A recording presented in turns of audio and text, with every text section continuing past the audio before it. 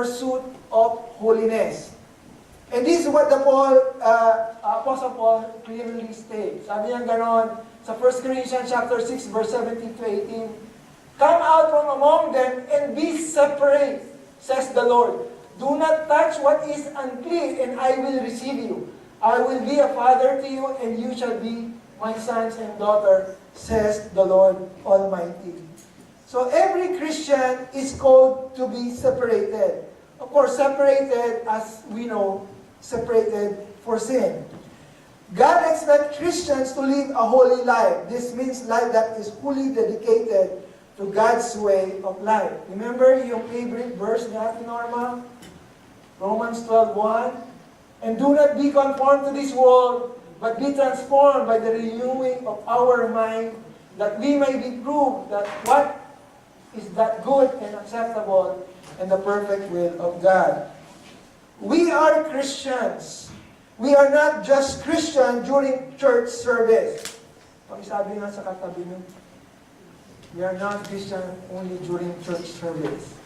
We are not just Christians when we are surrounded by our church mates.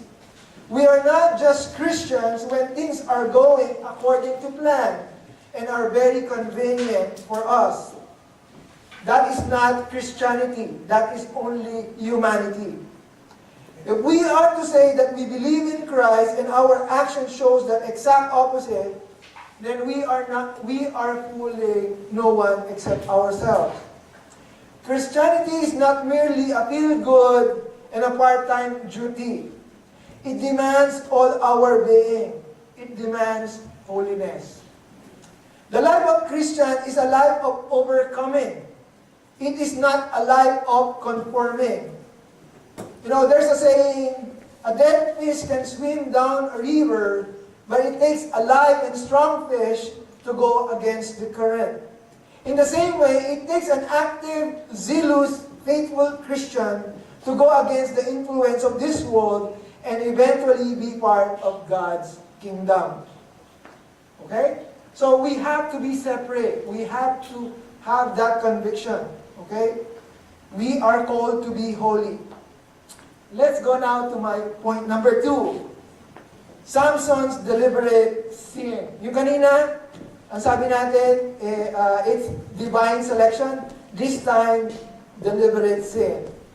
Samson's sequential mishap started when he grew up and when he started to fell for a Philistine woman in Timnah. How many women did Samson fell in love to or have made relationship to? 3. Noted in this the book of Judges. There are 3. The first one is his wife, which is a woman in Timnah. Actually, it was not named, hindi pinangalanan eh. Samson fell for a Philistine woman in Timnah. Look at verse 2. It says there, when he returned home, he told his father and mother, a young Philistine woman in Timnah caught my eye. I want to marry her. Get her for me. Wow! Ang ganun lang baka naligon. Oh, may nakita akong magandang babae. I saw a beautiful lady there. You know, bring her to me. Okay? That's what he said. Samson demands his parent to arrange the marriage. Actually, hindi naman siya na, pwede ba pakisuyo mo siya, kunin mo siya pas. No, he demands. Look at this. His father and mother objected in verse 3. Isn't there, sabi nga rin ng tatay na niya, isn't there even one woman in our tribe or among all the Israelites you could marry? They asked, why must go to the pagan Philistine to find a wife? But Samson told his father, get her for me. She looks good for me. Yun sabi ni Samson eh, di ba? Ayoko sa iba, gusto ko siya lang. Sabi niya gano'n. And you know what? This is one of the problems that sometimes, later on you will find out that this is one of the problems of Samson. Na, remember in the Bible, we are always told that we should not be unequally yoked with unbelievers. And this is what he is doing. On his way to Timnah, Samson fought a lion and killed it with his bare hands. Nung time na pupunta na siya sa Timnah, because sinabi niya sa tatay niya, may nakita akong I saw a beautiful woman there, I want to go there. during on his way, he saw a lion. And he fought with that lion with his bare hands. So, ganun siya kalakas. And on his, you can find that on verse 6.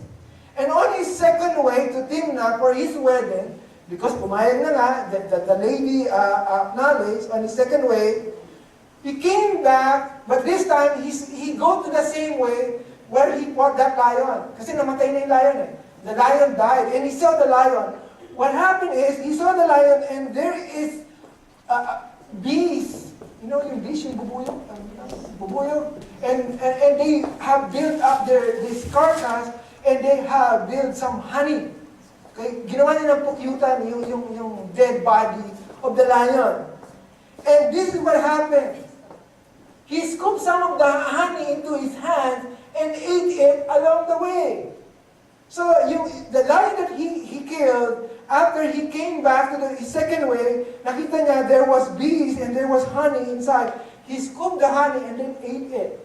And actually, he gave it to his parents too. Oh, kain kayo, masarap to.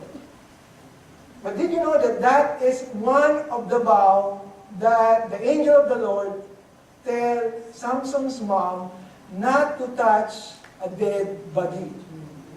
That's a big sin, right? I'm just simply letting you know. Why is it important? Because that is part of it. You know, because of his self-adoration, being pumped up of what he had done with the lion, Samson gave a riddle to a 30-man companion during the 7-day customary wedding. Kasi napatay niya nga yung lion. He killed the lion, and then when he is about to go to that 7-day feast, you know, yung kanilang wedding, pagka ikakasal kayo, I hope 7-day feast din. You know, it's a 7-day feast. He go, and then this is what he did. Samson said to them, to those 30 men, because this is customary to their wedding. I mean, let me tell you a riddle. If you saw my riddle during these 7 days of the celebration, remember 7 days? I will give you 30 fine linen robes and 30 sets of feasted clothing. But if you cannot solve it, then you must give me. So parang nakipagpustahan siya. He made this bet. Okay, because he was so pumped up of what he did with that lion. And you know what is the riddle all about? It's about that lion. And this is what the riddle Sabi niya ganon, out of the ether, something to eat. Out of the strong, something sweet. And you know what is the answer? Of course, that's the, sabi nga lang, out of the ether, which is the lion, something to eat, which is the honey. Out of the strong, something sweet. Sino yung strong? It's the lion, and something sweet. Okay? So, naging pop up siya. Yung parang, do you know the feeling of being pop up? Parang, oh, you know what? I fought this lion. Let me go there and then let me bring this up, this reader. He was so pumped up, right? Because of his self-adoration of what he did. And my question to you is, does this sound familiar? Every time we have accomplished something, we post it immediately in social network. Di ba ganun tayo minsan? May na-accomplish ako, may bago ako na, meron akong bagong certificate, let me post it to Facebook. Ganun tayo yung kapop up eh. Di ba? Ganun. Sometimes we have that tendency. But you know what? Sometimes that would lead us to, wrong things. The 30 men threatened Samson's wife and asked her to find out the answer for the riddle. Look at this, verse 15. On the 4th day, remember there are 7 days, they said to Samson's wife, asawa niya na, entice your husband to explain the riddle for us, or we will burn down your father's house with you in it. Sabi niya gano'n ng 30 men, did you invite us here just to make us poor? Diba? Sabi niya gano'n. So, what happened? On the 7th day, Samson revealed the answers to the wife, and the wife passes it to the 30 men. In verse 18, before sunset on the 7th day, the men of the town said to him, nakuha na nila yung sagot, what is sweeter than honey and what is stronger than lion? Okay? So, filled with dismay, Samson went to Ashkelon and killed 30 men who took belongings as payment for the 30 men. Bali, nagpunta siya dun sa Ashkelon, He killed men, he murdered the men, and then get all their belonging.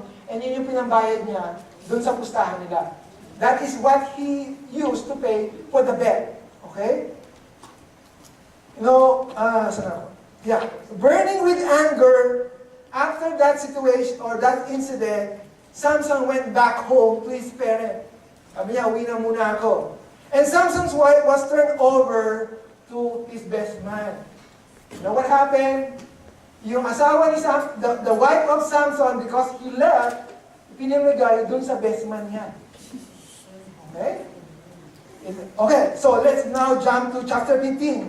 Samson decided to get back to his wife. One day, na-realize si Samson, oh, you know what? I want to see my wife again. Okay?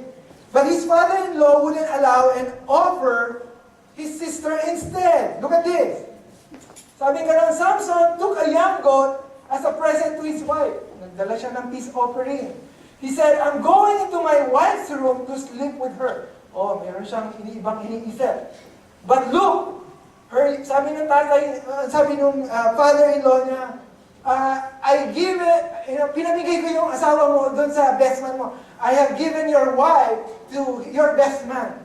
But let me offer you something. Sabi niya, look, her younger sister is even more beautiful than she is. Marry her instead. Sabi niya, ganon. O, wag na yan, yung kapatid niya na lang. Di ba? Sabi na nun, parang ganon na lang sila magpamigay ng anak. Ano? Ang hirap-hirap magkumuha ng magandang anak. You just gonna simply give it away. And then in verse 3, verse 4, and verse 5 of chapter 15, Samson, in response to what his father-in-law did, caught 300 foxes. You know what is foxes? Yung lobo, okay? Yung fox, okay? 300. He caught it, and what he did, he tied their tails, pair by pair. And then sinilaban niya, and then he light it up with fire. He fastened a torch, and each pair causing to burn the Philistine grain field. Dahil sa galit niya, because of his despair, because he was not able to get back to his wife, he caught 300 foxes, and he let them loose, and then burned the whole grain field of the Philistine. Okay? And then what happened? Philistine in return burned his wife and father-in-law to get even with Samson. Aray. You know what happened? They murdered the Philistine because yung crops nila, they lose their crops, they burned the wife of Samson, which is the woman from Timnah, and his father-in-law. And then, this is what they said. Who did this? The Philistine demanded. Samson was the reply. Because his father-in-law from Timnah gave Samson's wife to be married to his best man. Look at this. So the Philistine went and got the woman and her father and burned them to death. Wow. We will see what we are getting here. I'm going to give you what we are getting here. Okay, so namatay na yung asawa ni Samson. The wife has been murdered and the father-in-law. Now, again, Samson revenge. Samson killed many of the Philistine and hid in the cave. Look at this. Sabi niya, because you did this, Samson vowed, I won't rest until I take my revenge on you. So he attacked the Philistine with a great fury and killed many of them. Then he went to hiding. Okay? So that is what happened. They exchanged of revenge. On the following event, and in order for the Philistine to capture Samson, the Philistines come in Judah and spread themselves in the town of Lehi, putting pressure to the men of Judah. Sabi niya ganon, sabi niya ganon, on verse 10, the men of Judah asked the Philistine, why are you attacking us? Because they were already camping. The Philistine, because of what happened, because Samson killed those many people, they camped in Judah, and then the people of Judah now get pressured, and they ask the Philistine, why are you here? And then they said, we come to capture Samson, we come to pay him back for what he did to us. So what happens next? 300 3,000 men went down to Samson to surrender him to the Philistine. Samson cooperated